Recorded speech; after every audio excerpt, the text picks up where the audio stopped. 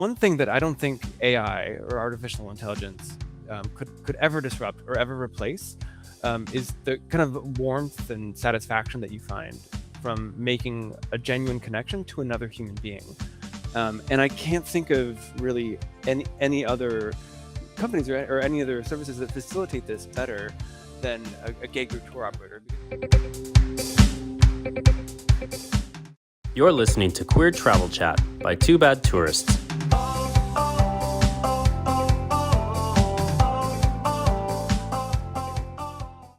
Hi, everyone. Welcome back to another episode of Queer Travel Chat. I am one of your hosts, the blogger duo, of course, Two Bad Tourists. I'm Austin. This is David. Joining me, as usual, in our podcast. Oh, wait, we're not in our podcast I'm here, studio. now we're in my house, bitches.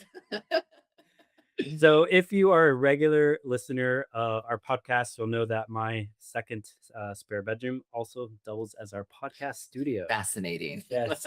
Fun fact. No, I mean, we even installed noise canceling curtains and have kind of the whole setup. The problem is they decided to install an elevator in my building. Yeah, and that's that's like jackhammer. Yeah. And that's taking months and months to finish. The only quiet time we have is from 2 to 3 p.m.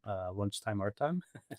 So Oh, yeah, for the really? next few episodes, we'll be recording in David's. And we live like a 10-minute walk from each other anyway. But I'm glad that you're coming over here because now I get to save some time. Anyway, how's it been going since the last time we recorded? What have we been up to? You had a recent event at the Axel Hotel? Yeah, I've been super busy because we just got back from Miami, and then right away I had an event that I hosted here in Madrid at the Axel Hotel Madrid as part of Fitur, which is the big tourism travel trade show here in Madrid. And so there was like more than 100 businesses that came, LGBT oriented, that we did like a little networking mixer. But how many people showed up for that event at Axel? Yeah, more than 100 people. Oh, we're there at that event. Yeah. I only skipped it. This is the first year I skipped it because of our 2 weeks in Miami and having been drinking and going out and eating so much that I'm like, I can't. I need to stay in tonight. But I am bummed to miss it because it's fun to go It is to fun. the hotel It is and fun. hang out with all So the gays there. this week is a little bit calmer, although we have quite a few podcast recordings this week and next. So actually, we're staying pretty busy. Yes. So on today's episode, we're going to be joined by two guests who have helped and are helping define gay group travel. Miles Mitchinson is the co-founder of Detours Travel, a company born from backpacking adventures, spontaneity, and a belief that travel should feel like exploring the world with friends and not so much just following a flag-waving tour guide. So joining him will be Daniel Naughton, the new owner of Detours, stepping into the next chapter of this beloved queer travel brand. Together, we'll explore how Detours was born, what their trips feel like on the ground, and why queer group travel still matters, as well as what exciting new things they might have on the horizon. Yeah, and interestingly, on our last episode of our podcast, we interviewed Danny from Sikalele Travel, and she actually mentioned on her episode that they work with Detours. So yeah, she helps them with their trips in Africa. In Africa, in particular. Yeah, so they are the destination management company for some of the trips, and I guess Daniel and Miles can tell us which It's a small gay travel world. Yes, We've learned that a lot over the years of traveling. Everyone knows everyone. So that's kind of cool. It's nice to be able to make these connections. It is. And of course, Detours is the sponsor of this episode. So again, we just want to thank them for being here. And we're super excited to learn all about their story. But how did we get into Detours? How do we find out? Yeah, we know Miles. We both met him. You met him first. Where did you meet him? So I met him actually, I think the year was 2016. We were on a press trip to Israel. So that's been like a decade. And we've been working together ever since. And I see him. Oh my God, for 9 years? Yeah, 10 years. Yeah. And we see each other pretty regularly, if not every year, maybe every other year at like the IGLTA convention is typically where we see them. And that's where you met Miles, right? I met him, much later, maybe 3 years ago at the IGLTA convention in Milan. So it was nice to put a face to a name that we're always talking to over email. So, and also that we'll get to have on the podcast for the first time. Exactly. So with our experience also leading similar group trips, why do you think it's worth it? Why should people book it, do you think? Yeah, I think there's a lot of reasons why people book group trips, right? Or LGBTQ plus group trips. I think probably one of the most important is the community that's created on those trips, right? A lot of times you get solo travelers or even couples who just want to have a social experience and they don't want to travel alone, or even with their partner. It's fun to travel, but in a larger social setting. Oh my God, yeah. When we were traveling alone a lot for a year, it was nice to talk to other people. Exactly. And then Another benefit is like the product is turnkey, right? You buy the tour and literally all you have to do is book the flight, you show up, and then the tour operator, someone like Detours, would manage everything, the airport pickups, the meals, the activities, the hotel. So The that's really guide, the helpful. tours, on the ground. Yeah, that's helpful for people who don't have a lot of time to plan their own travel. Well, even if you do have a lot of time to plan it, some people really get into it and that, to each their own. But even if you do have a lot of time, it can be a lot of work. And so, especially when you do an organized gig group trip like with Detours, you really get to enjoy the vacation because something always is going to go wrong during a trip. And having someone that's there to manage it for you and you get to, lean more into the vacation and enjoying it, being in the moment is also just really helpful in that regard. So, these are things that we've kind of just learned over the years and working in this. Definitely. So, I'm excited to talk to them about their experience as well. We're definitely looking forward to the conversation. So if you like the show, please subscribe to it on Spotify, Apple, YouTube, or wherever you happen to listen. And also, please be sure to leave a 5-star review if you enjoy our episode, since that helps us in the rankings. And if you're watching live on any social media platform, feel free to leave us a comment or share the episode with your friends. And as always, you can follow us on social media. Our handle is Too Bad Tourists on every channel. All right, so let's bring on Daniel and Miles. Here we go, Daniel and Miles. Welcome to the show, guys. Hey, guys. Hey guys. Hey, good morning. Hello, good morning, good afternoon, good evening, depending on where you're listening to. Nice Probably- to see you again, Miles. Nice to meet you, Daniel. Yes. Meet you too. Absolutely. And speaking of where are you calling in from, where are you guys calling in from? Daniel, where are you right now? I'm in beautiful San Mateo, California. It's in the Bay Area, about a third of the way between San Francisco and San Jose.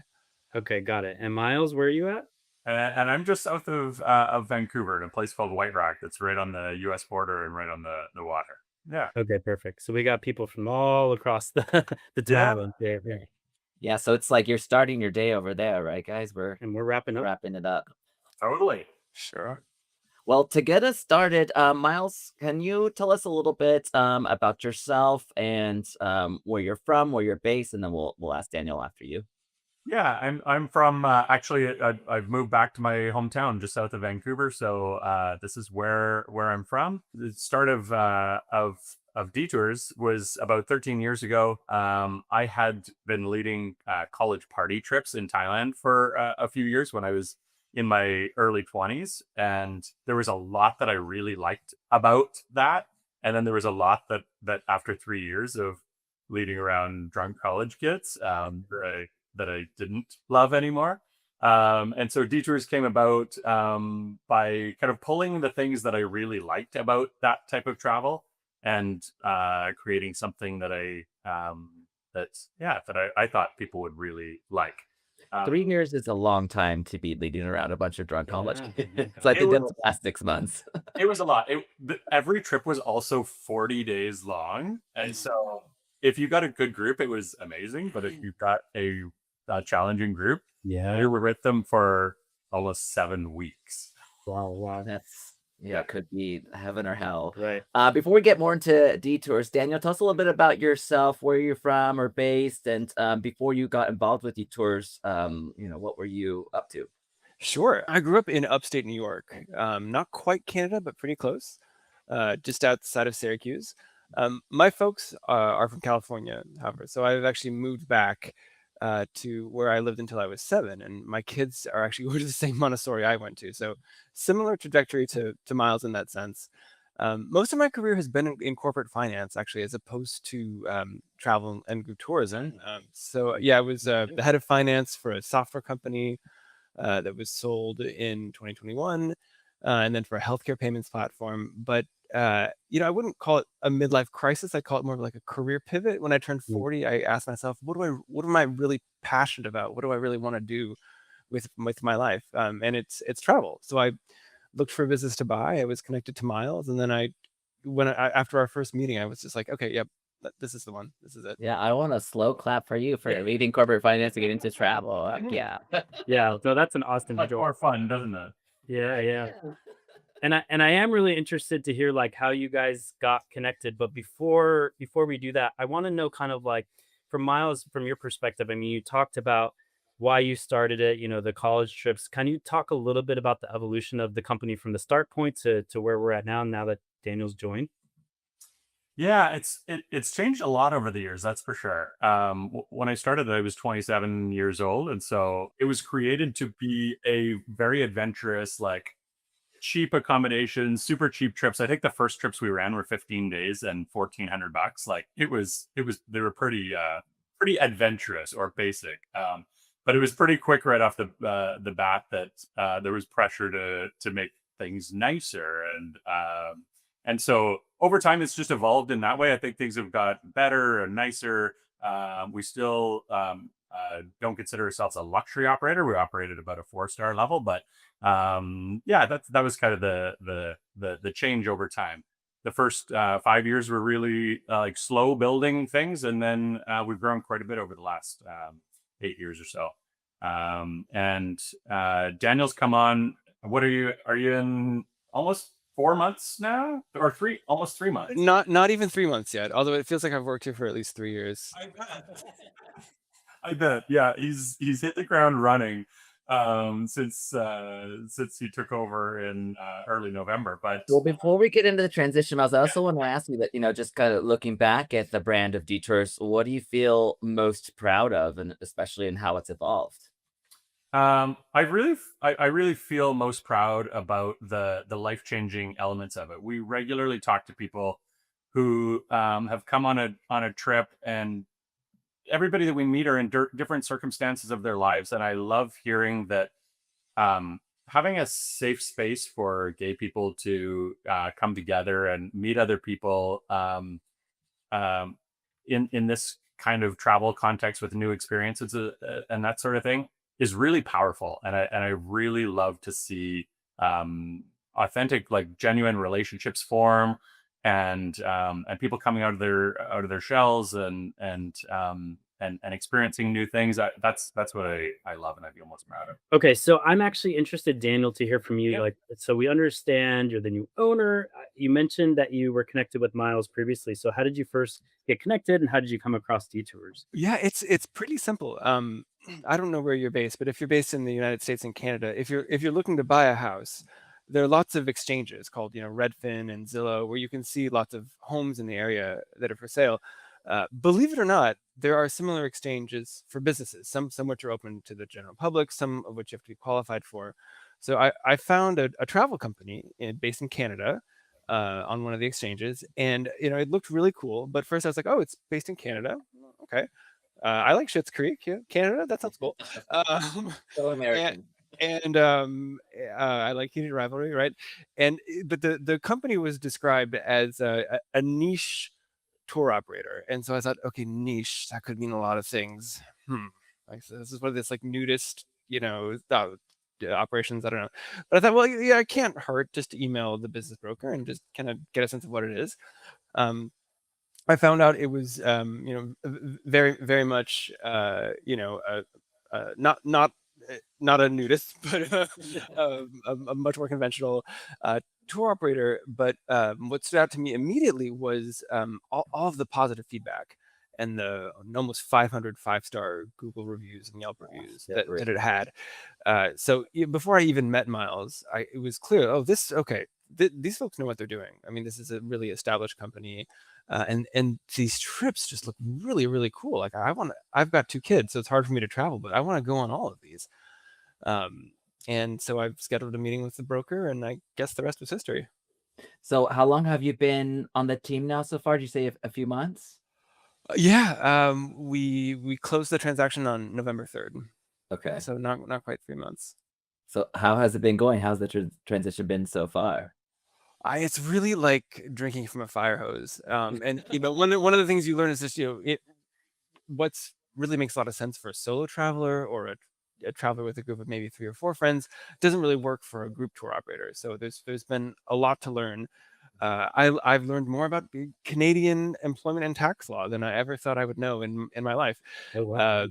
I bet. So it's been a lot to learn, but the team has been incredibly warm and welcoming, and just willing to embrace a new owner, which is just wonderful to see. I think corporate finance probably works on a much more 9 to 5 than international group travel, where we've got groups happening anywhere around the world on any day at any time of the day. So It's a 24/7 International, yeah, Exactly. complexity of it all.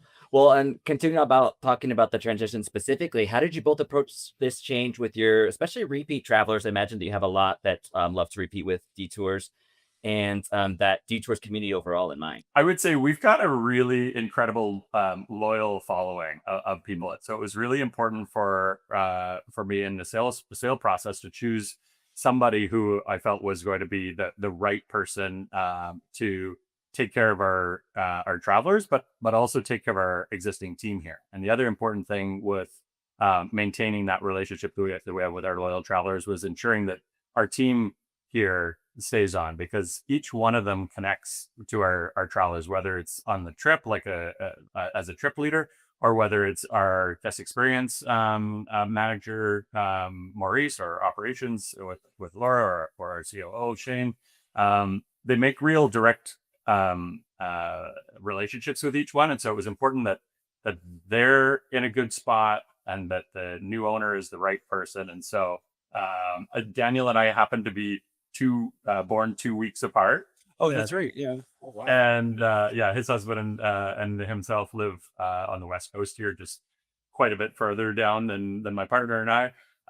And so it just felt like the right person to take it over, and he's going to be good to our staff and our customers. So yeah. Miles, oh sorry, Daniel, do you want to chime in? Yeah, one thing I've seen not work in the past is new owners or new leadership. They want to fix things that aren't broken, or they want to put their own thumbprints on everything, and that's not really going to be my approach. The formula is really dialed in. The trip leaders are all phenomenal at what they do.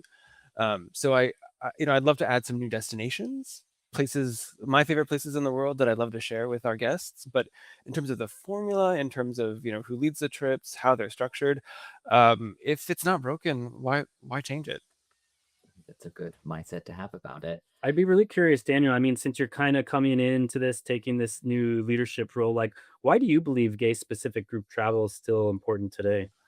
Yeah, that's a great question. So I'm based in Silicon Valley, where if you drive up and down the freeway in this part of California, every other billboard relates in some way or another to artificial intelligence and AI, and how it's going to disrupt and how it's going to change white collar work. But one thing that I don't think AI or artificial intelligence could ever disrupt or ever replace is the kind of warmth and satisfaction that you find from making a genuine connection to another human being. And I can't think of really any other companies or any other services that facilitate this better than a gay group tour operator, because everyone who's going to come on the trip is kind of at the same place, with where they are, looking for community, looking for connection, for friendship, with the same kind of cultural codes and context. So I think it's very important, and my prediction is over the next 5 or 10 years, companies that facilitate not just gay small group travel, but any kind of small group travel amongst like-minded communities will see a resurgence of interest. That's my thought.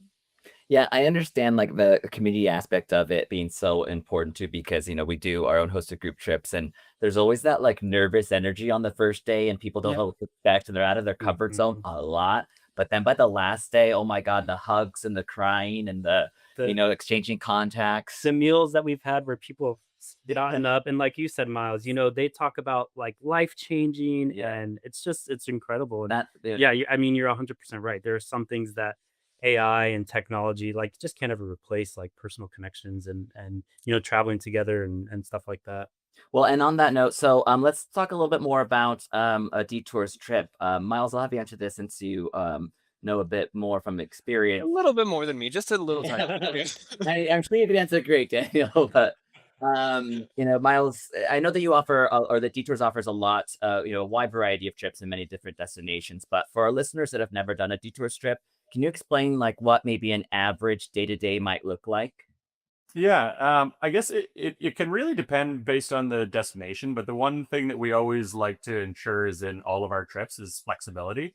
When I started this in 2012, the one of the biggest things for me was that when people think of a group tour, they think of something that has a basket weaving class at 9 a.m. and then a traditional dance lesson at 11, and then you in the bus and you've got your lunch at 12 to 12:30, and then your next thing. And I wanted to make sure that that wasn't the structure of these trips. And so we've always had this concept of being less structured. And so there are certain pieces for sure of every trip that are more structured. Like if you're going on the Peru trip, of course you're going to Machu Picchu together. Or if you're going on the Egypt trip, you're obviously going to the pyramids together. So there are those really important elements to structure. And then there's a lot of openness where you can wake up in the morning, talk to your trip leader about what you want to do that day, and others in your group, and then do whatever you like that day, often with your trip leader, often with others in the group. And if you end up splitting up through the day doing different things, then you all come back together for a dinner in the evening to regroup and chat and do it again the next day.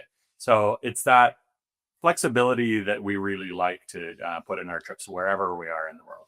And they have a dedicated trip leader with them throughout the whole trip, start to finish? Yeah, and I find that some people, before they come on a group trip like ours, might not know the role of the trip leader. And I mean, I've seen other tour leaders with other companies maybe around, where the tour leader sits at a different table, or they really at meals or something, or they really establish the separation in between the group and the group leader.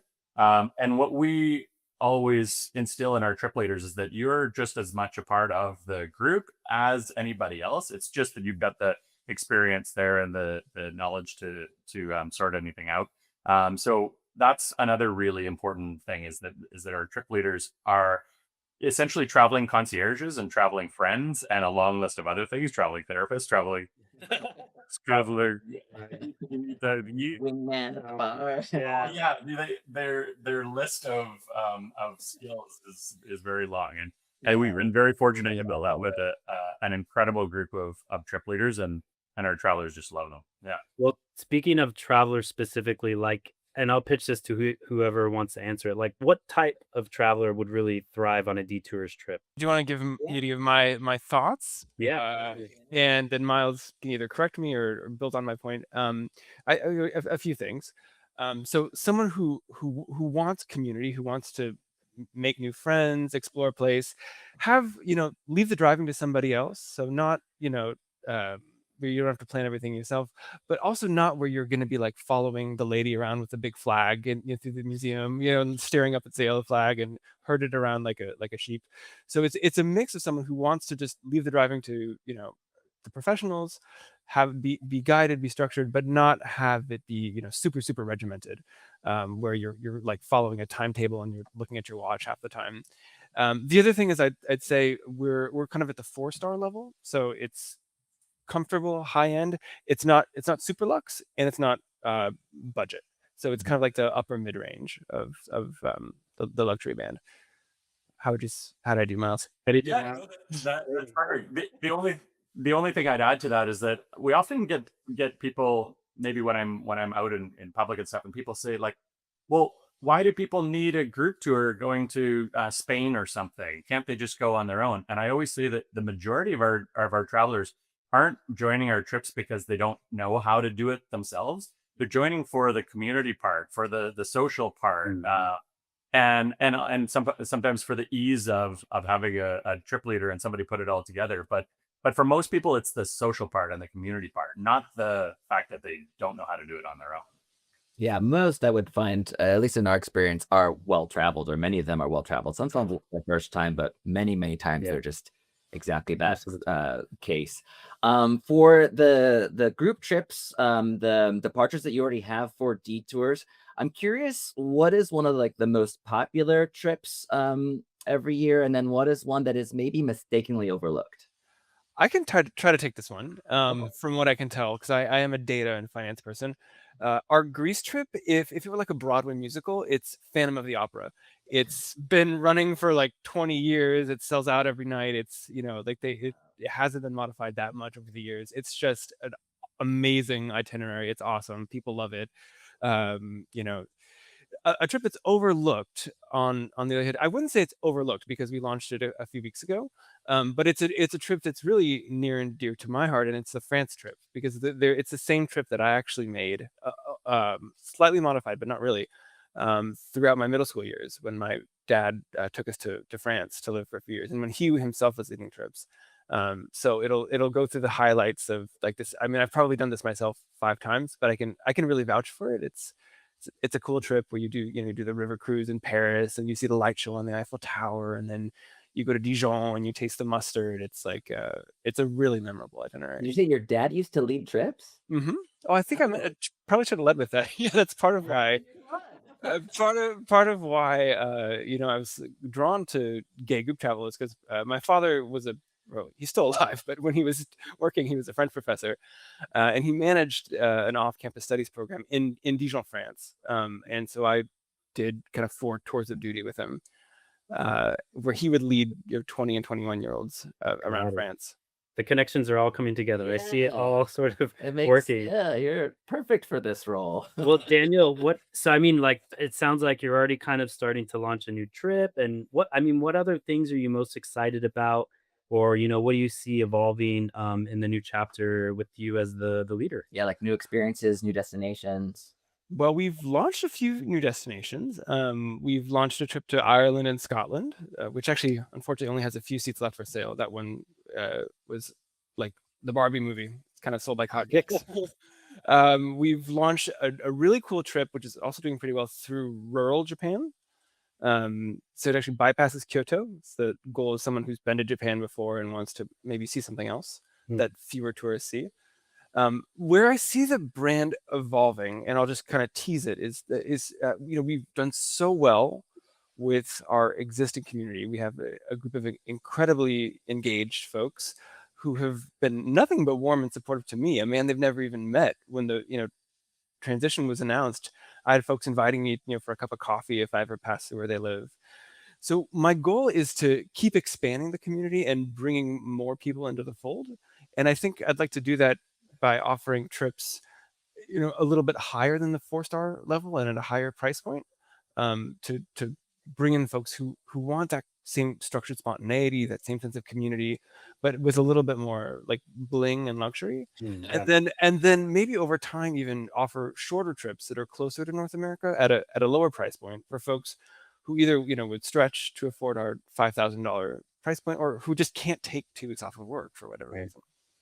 Sounds like a lot of stuff coming in the pipeline then. Yeah, he's only been here less than 3 months, and he's launched the France trip, the Ireland, Scotland trip, the That's a lot. Japan trip, a river cruise. So yeah, he's not lazy.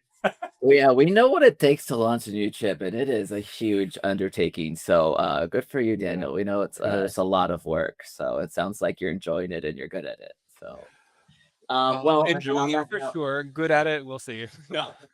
I don't doubt it. Well, you got plenty of time to improve, right? Well, Daniel, we'll start with you, and then Miles, feel free to chime in. But for someone who loves the idea of traveling with detours, but maybe they're still feeling unsure about stepping outside their comfort zone, especially maybe with some of those more adventurous destinations, what would you say to them? Yeah, I think the idea of going on a trip with a bunch of strangers to a lot of folks is a little bit like, how about that? That wouldn't have had that on my bingo card. And it's true. The first day of school jitters are real. When you arrive in a destination, you don't know who you're going to be traveling with. You might be sharing a room if you opt to do that with someone you don't know.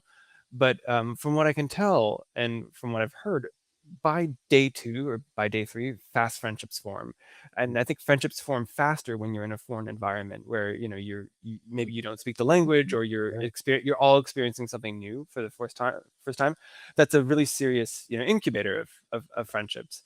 And I would assure our future guests that the people who will be leading you and who are designing the trips and ensuring that the logistics go off without a hitch are very, very good at what they do, and that you're in great hands.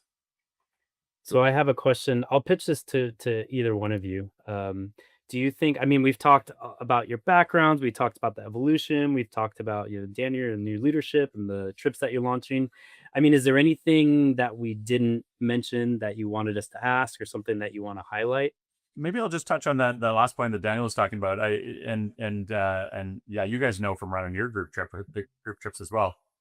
This week, our guest experience manager Maurice, he's on our South Africa trip, and so I've been covering his the phones and a bunch of his emails, and that question that you asked is really, it comes up a lot with people that call or email us, and they say, I've never done a trip, or I've done a different type of trip and I'm done with that, and I want to try a small group trip, but I'm nervous, and so I would say to those people that they're certainly not alone. Like, although I would say that around 60% of our travelers are repeat travelers. Like, in any one year, if you go back right now, I'd say most people have been on a trip, and some of them 15, 16, 17 trips with us before.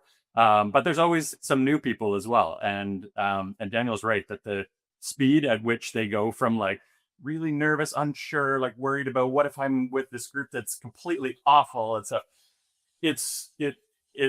a matter of like hours that people really let their guard down and really start to enjoy it. And I think that speaks to how well that our trip leaders establish an atmosphere of just relaxation and social cohesion and stuff. But yeah, I would just say that they're not alone in that worry, and that on every trip there's going to be at least one new person, and then some other people that can take them under their wing and say, this is my 15th Detours trip, I know how it goes, I know this person. We love them. I think for us, it's always takes to like the first shared meal, which is usually dinner. And after the first dinner, everyone relaxes and like, okay, this is going to be fine. I'm going to have fun. Exactly. Yeah, but I mean, I think it's maybe for some of us just a natural worry that we're like, what if every single person on there is an awful person? And really, that's not which could certainly be possible. But David and I always talk about this, like the nature of a group trip where you have to meet strangers and hang out with these people sort of most of the time filters out people like that. And you tend to get very open-minded people who actually want to, socialize. So I feel like that's kind of a natural phenomenon in group trips. Totally. I agree with that. I also just want to, if you're asking us if we have one more, anything more to say, I want to call out that Daniel looks like he works at the American Airlines. But it's just because the office that he's in has a lot of echo, and so we told him to put on. He's committed to the podcast. Like, his audio is great. And now we just called him out for anyone who's not watching video, for our audio only listeners. Good. Oh yeah. Well, Daniel, you have a rebuttal, or you can say any final thoughts. I think Miles hit it on the head. The one thing maybe I guess that you might have asked me is that Detours was historically a completely Canadian company, and now we have presence in the States and in Canada, so it's like a dual headquartered operation, and so people might be wondering, well, okay, is Detours not Canadian anymore, and just because the guy who bought it is American? And no, absolutely not. The staff and the team are absolutely going to remain in Vancouver. The only advantage of being American is we can take advantage of offering some new services to our American guests. So people can pay with an ACH, so basically pay cash for their trips if they want, in exchange for a discount. People can now tip our group leaders with Venmo, as opposed to needing to pay cash, because Venmo is not available in Canada. So the only thing that having this presence in the States is going to do is just open up a few more options, but nothing else will change. Conveniences. That's great. Yeah, that's nice. Well, to bring it back to travel generally, we always like to wrap up with where are you traveling to next. Miles, do you want to take it? I think so. I've got 2 more weeks left of being at Detours full time before I fade off into the sunset forever. But not forever. I'm gonna certainly maintain a relationship with everybody at Detours. I love the team that's been created, and I'm so happy that Daniel's already proven that he's going to be a great person to take over the reins. So I'm always going to be connected to Detours in some way as a advisor or something. But yeah, so as far as the next trip, the next unique trip that I'm going on, my partner always like has this demand that we're somewhere for his birthday, which is in about 8 weeks or so. So we're going to French Polynesia to on a sailboat. Oh, amazing. What's our next unique trip? Yeah, Daniel, can you top that? No, I have 2 little kids, definitely not. However, I am going on a trip. It'll be just a 48-hour trip, and I leave in less than 24 hours. It's my husband and I have been known each other, dating, whatever, for about 15 years to the day. So we're celebrating our anniversary in Hawaii, and we're going tomorrow. But What a really we have actually Friday night because we have no childcare on the weekend. But my in-laws so graciously are coming down to watch our kids. That's amazing. And you head out Let me get away. in the next 24 hours? Yeah, 9:30 tomorrow Oh, how fun. from SFO. Yeah. Don't tell my partner. He keeps begging to go to Hawaii. He's like, why can't we go to Hawaii? Why can't we just haven't? Like, Oh my gosh, that's about well, French Polynesia. I know. I know. He said, come on, French Polynesia. Yeah, but Hawaii. Hawaii is one of my happy places. I love it there. Yeah. Well, guys, thank you so much for taking the time to tell us all about Detours and yourselves and about the transition coming up. We're looking forward to seeing what Detours has coming out in the next few years. Yeah, So, Daniel, I'm great. wishing you the best of luck, and Miles, stay in touch. Absolutely. Thanks so much, David Naughton. Yeah, guys. Thanks so much. Great to meet you all. Thank you. Thank you, guys. All right. Have fun. Yeah. Bye. Bye.